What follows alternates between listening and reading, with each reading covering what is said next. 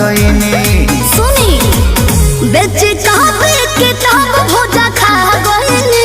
राजा नई हर में राजा नई हर में कहूँ चाबा गईनी। राजा नई हर में कहूँ चाबा गईनी। अच्छा एगो बात बताओ, तारा संडे मंडे याद बा? हाँ जी। तो सुनाओ तो। Sunday good, Monday very good, कंडे लवंडे ठंडे ठंडे।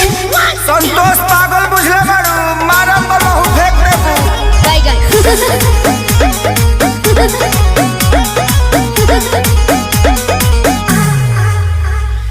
अनपढ़ के तू ताला के एजेंसी रह, तू पढ़ल होइते आशा में वैकेंसी।